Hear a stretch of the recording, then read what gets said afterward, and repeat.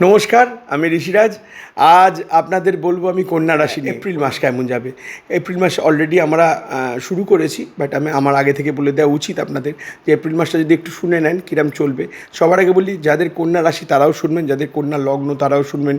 পুরো 100% কিন্তু ফলাফল মিলছে না। তার কারণ স্পেসিফিক কাউ জন্যে আমি এটা বলছি না, এটা আমি ওভারঅল একটা প্রেডিকশন করছি। সেই জন্য কিছু জিনিস আপনাদের জীবনের লাইফস্টাইলের সঙ্গে ডেফিনেটলি যাবে। সবার আগে বলি, কন্যা রাশির সপ্তমে এই মুহূর্তে শনির সঙ্গে মঙ্গল যুক্ত সপ্তমে। গাড়ি বাইক সাবধানে চালাতে হবে। আপনাদের সবার প্রথম বলে রাখি, গাড়ি বাইক সাবধানে চালাবেন। কাজগুলো হতে গিয়েও হচ্ছে না, কোনো কাজগুলো ম্যাচিওর হচ্ছে না। এটা ব্যবসায়ীদের জন্য বলছি, চাকরিজীবীদের জন্যও বলছি। কোনো কাজ ঠিক মতন কাছে এসেও, মানে চায়ের পেয়ালাটা মুখের ঠোঁটের কাছে এসেও আপনি সিপটা নিতে পারছেন না। তার কারণ শনিদেব সবে এই মুহূর্তে ঘর পরিবর্তন করছে। দেখুন, আপনি বলবেন দাদা, আপনি বলছেন ঘর পরিবর্তন, নভেম্বরে ঘর পরিবর্তন করছে। শনিদেব, আমি বহুবার আপনাদের অন্য এপিসোডে বলেছি, শনিদেব খুব স্লো প্ল্যানেট।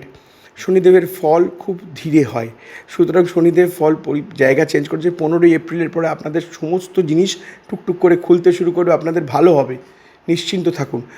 দুটো তিনটে জিনিস মাথায় রাখবেন। একটা হচ্ছে, যদি কোনো শরীর খারাপ হয়, বিশেষ করে প্রেশারের প্রবলেম হয়, একটু হাত পায়ে ব্যথা, যদি মনে হয় সেটা ডাক্তার দেখানোর মতন, সেটাকে ওভারল্যাপ করে বেরিয়ে যাবেন না, অবশ্যই ডাক্তার দেখিয়ে নেবেন।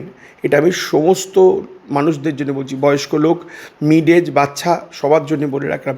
এবং গাড়ি সাবধানে ড্রাইভ করবেন। গাড়িটা সাবধানে না চালালে টুকটাক গাড়িতে প্রবলেম হতে পারে, টু হুইলারেও সেই প্রবলেম আসতে পারে। সপ্তমে শনি, আপনার পার্টনারের সঙ্গে আপনার টুকটুক খিটফিট হতে পারে, বিভিন্ন কারণে মতের অমিল আসতে পারে। শুধু তাই নয়, অশান্তি ঝগড়া করে বাড়ি ছেড়ে অন্য বাড়িতে, মানে স্ত্রী হলে নিজের বাপের বাড়িতে, স্বামী হলে সেই ঘর ছেড়ে অন্য ঘরে চলে যাওয়ার কিন্তু প্রচুর প্রবণতা আছে। সেই জন্যে মাথা ঠান্ডা রাখতে হবে।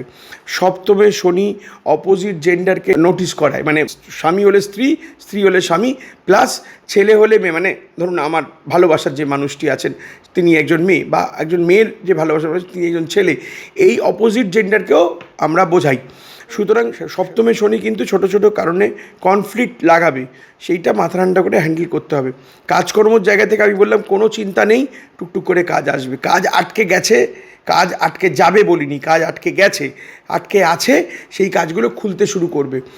মাথা ঠান্ডা করে চলুন, কাজে ফোকাস করুন, প্রত্যেক দিন নতুন কাজ খুঁজে নিন, বাড়িতে বসে থাকবেন না। স্যাটার্নকে আপনি যদি অ্যাক্টিভ না করান, স্যাটার্ন আপনাকে ফল দেবেন না। শনিদেবকে আপনাকে অ্যাক্টিভ হতে হবে। আপনি বলুন, কী কাজ দাদা, আমার তো কোনো কাজ নেই, আজকে বেরোবো কেন? না, কাজ খুঁজুন। কাজকে বানিয়ে নিতে হয় মানুষকে। মানুষ কাজ বাড়িতে বসে পায় না, মানুষকে কাজের জন্য দৌড়তে হয়।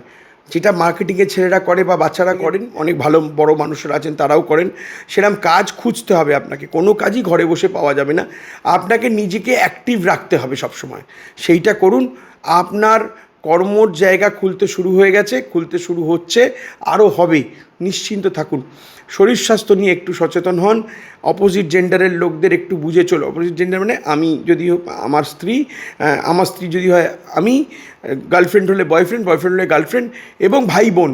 অবশ্যই ভাই বোনদের মধ্যেও মিসআন্ডারস্ট্যান্ডিং বাড়বে, সেটা একটু মাথা ঠান্ডা করে, চিৎকার চেঁচামেচি করে বা হুট করে কোনো ডিসিশান নেওয়া, বা দুম করে আমার ওয়াইফকে একটা কথা বলে দিলাম বা ওয়াইফ আমাকে একটা কথা বলে দিল, সেইগুলো একটু দেখে নেবেন কেমন। এমনিতে সময় ভালো, সমস্ত কাজ খুলতে শুরু করেছে। এত টেনশন করবেন না, শুধু শুধু টেনশন করবেন না, কাজ আসছে, ডোন্ট ওয়ারি। আপনি লাইন আপটা বুঝতে পারছেন কেমন। ভালো থাকবেন।